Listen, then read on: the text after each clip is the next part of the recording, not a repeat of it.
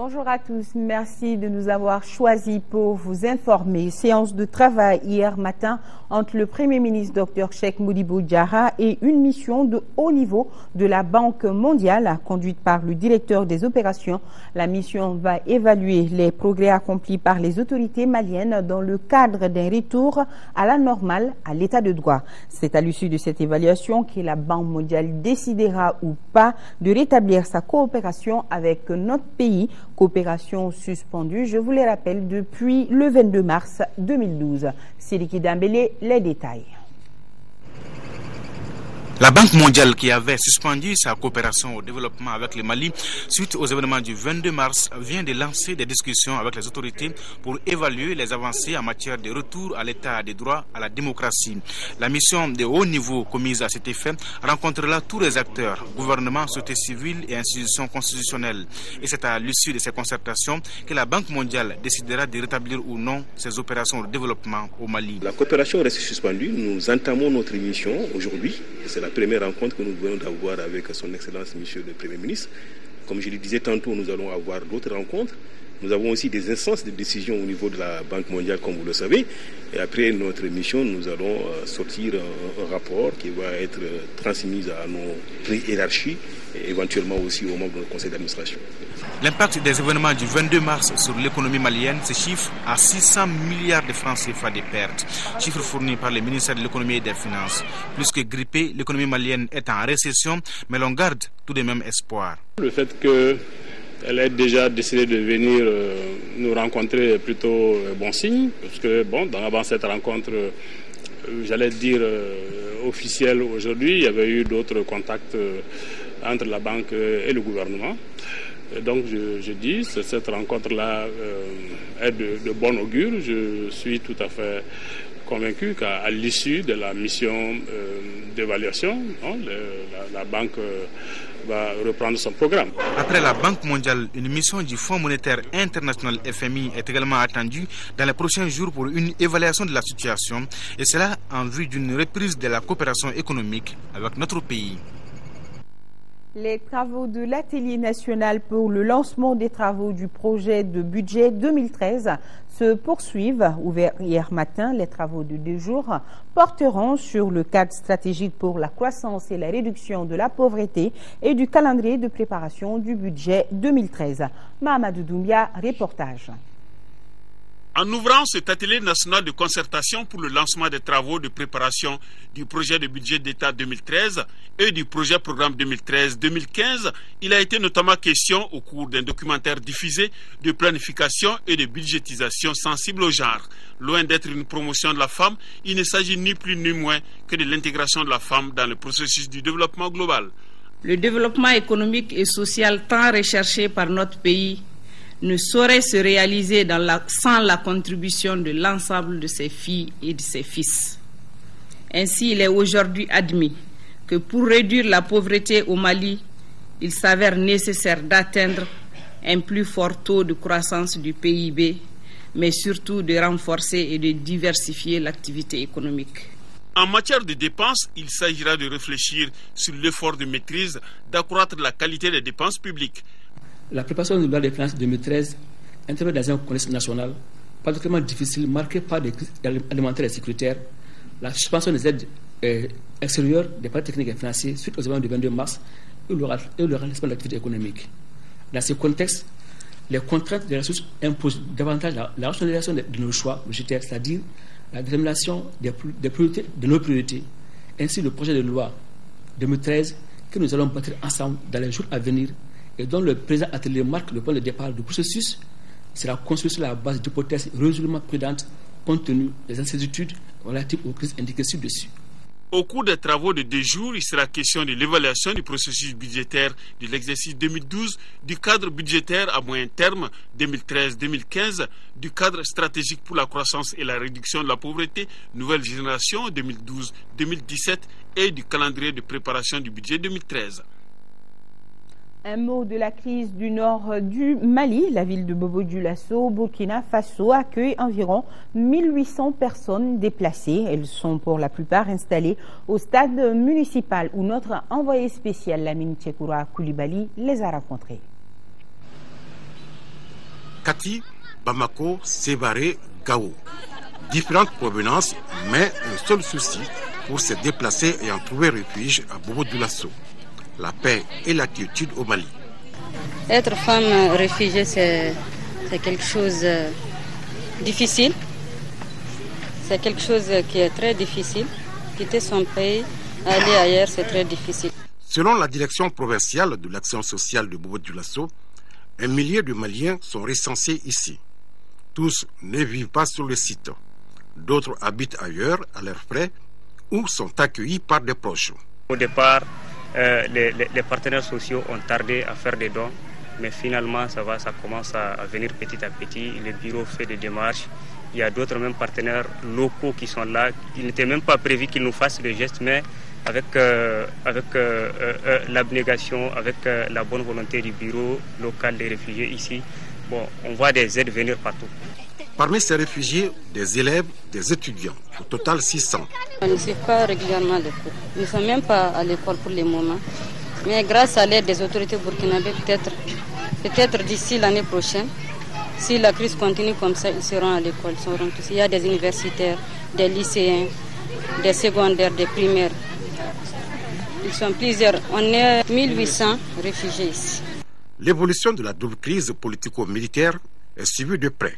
Je ne suis pas sûr que la création d'un nouvel État soit la solution définitive au problème. Nous, on est nés à Bamako. On a fait toute notre vie là-bas. Nés avec les Bambara, tout. On fait la même génération. Concernant la République de l'Azawad, moi je trouve que c'est absurde.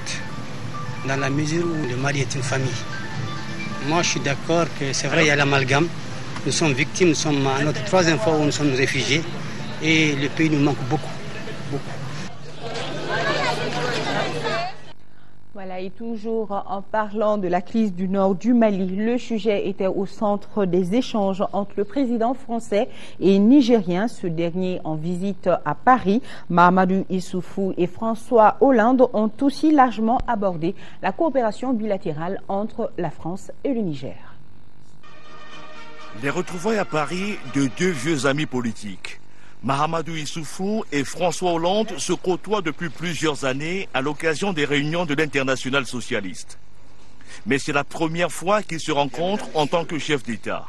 Au cœur de leur entretien, les relations franco-nigériennes, mais aussi et surtout la menace terroriste dans le nord du Mali, pays voisin du Niger. Il s'agit donc au nord Mali d'une menace, non seulement pour la sous-région, mais pour le monde. Parce que moi j'ai coutume de dire que qui met la main sur l'Afrique, mais aussi la main sur l'Europe, et donc sur le monde. D'après le président nigérien, des djihadistes afghans et pakistanais sont présents au nord Mali, dans des camps où ils forment aux expéditions guerrières, des musulmans venus de plusieurs pays africains. Mahamadou Issoufou privilégie l'option militaire pour stopper la poussée intégriste. La France se dit prête à jouer un rôle uniquement dans le cadre de l'ONU. Et elle demande aux pays africains de prendre leurs responsabilités.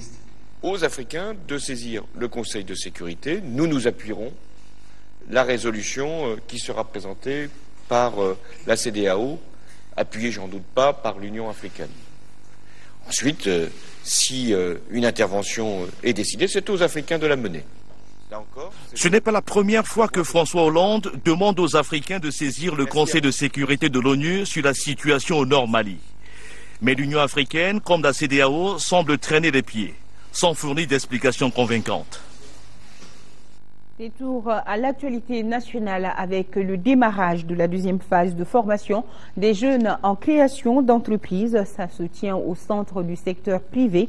Ils sont 40 jeunes de Bamako et 20 du cercle de Tomignan dans la région du Ségou à prendre part à la séance. 15 jours durant, les participants vont apprendre les notions de base sur l'élaboration de leur futur plan d'affaires. Cet atelier est une initiative de l'APEJ en partenariat avec le BIT Mali. Reportage Djemba Moussa Kounati. Deuxième du genre, cette formation des jeunes en création d'entreprise entre dans le cadre du renforcement des capacités des jeunes initiés par l'APEJ. Cette séance concerne 40 jeunes de Bamako et 20 du cercle de Tomignan. Les participants vont apprendre des notions sur le marketing, la gestion des stocks et le calcul des coûts. Ça permet aux jeunes d'abord de jauger leurs capacités et de savoir comment gérer l'entreprise. En dehors de l'entreprise, comment gérer même ta propre famille? Qui parle d'entreprise, il s'agit aussi de gérer les hommes. Le rôle du Conseil national, c'est d'accompagner, demander aux jeunes d'être assoudis. C'est de demander aux jeunes de comprendre que la formation qu'ils vont recevoir, ils doivent partager avec les autres. L'initiative de la formation en création d'entreprises résulte de quelques constats. D'abord, tous les jeunes, diplômés ou non, urbains ou ruraux, ne peuvent pas avoir un emploi salarié auprès des structures de l'État. Ensuite, et surtout, les privés n'embauchent que pour les besoins stricts de leurs entreprises. D'où l'idée de la recherche de l'auto-emploi des jeunes fondée sur l'esprit entrepreneurial. Cette formation a été rendue possible grâce au programme Appui à l'insertion des jeunes du Bureau international du travail Mali. Elle se poursuivra jusqu'au 30 juin prochain. Les membres du comité régional d'orientation, de coordination et d'évaluation du PRODES-CROCEP sont réunis depuis ce lundi à Sikasso au centre des échanges, l'état d'exécution des recommandations de 2011 et le plan opérationnel 2013, entre autres. L'objectif recherché est l'amélioration des services au bénéfice de la population de Sikasso. Le compte-rendu de Fatoumata Diallo. Au cours de cette édition 2012 des assises du CROCEP, le comité régional d'orientation, de coordination et d'évaluation du PRODES, il s'agissait pour les acteurs venus du district de Bamako et de l'intérieur de la région de Sikasso de faire entre autres l'état d'exécution des recommandations du CROCEP 2011, l'examen des rapports d'activité de la même année des équipes de district sanitaire, aussi de faire l'analyse de la pertinence des activités retenues dans les plans opérationnels. Nos assises, c'est que quand même les uns et les autres fassent quand même, comme d'habitude, beaucoup d'efforts pour prioriser les activités à grand impact qui pourront quand même nous donner des résultats pour justifier les ressources qui sont quand même octroyées au niveau de ce secteur. La méthodologie alors utilisée est la présentation en plénière et les travaux de groupe pour la prise en compte des observations du CROCEP 2012. La mise en œuvre du PRODES 2 dans la région a enregistré des résultats fort encourageants. Pour évoquer quelques-uns, on retiendra l'amélioration de l'accessibilité géographique du paquet minimum d'activité, la proportion de la population vivant dans un rayon de 5 km autour d'un CESCOM fonctionnel est de 48% en 2011 et celle vivant dans un rayon de moins de 15 km est de 97%. Les assises, qui se tiennent dans un contexte particulièrement difficile selon les acteurs, constituent, à n'en pas douter, un cadre privilégié d'échange sur les acquis et l'identification des difficultés rencontrées. Par ailleurs, une minute de silence avait été observée en la mémoire de Feu Sodjougou Témé et de Feu Djelika Sissé, respectivement directeur régional de la santé de Sikasso et directrice régionale de la promotion de la femme, de l'enfant et de la famille. Et nous allons terminer ce journal par la chronique santé qui est consacrée à l'activité de la glande thyroïde. Placée au niveau de la gorge, cette glande peut provoquer une maladie quand elle est peu ou trop d'hormones, quand elle produit trop ou peu d'hormones. Des maladies qui peuvent se manifester au niveau de divers organes, ce qui fait que le patient peut longtemps se promener avec son mal avant d'arriver chez le spécialiste qui est l'endocrinologue. Focus Santé, une réalisation de Tessira Dambéli.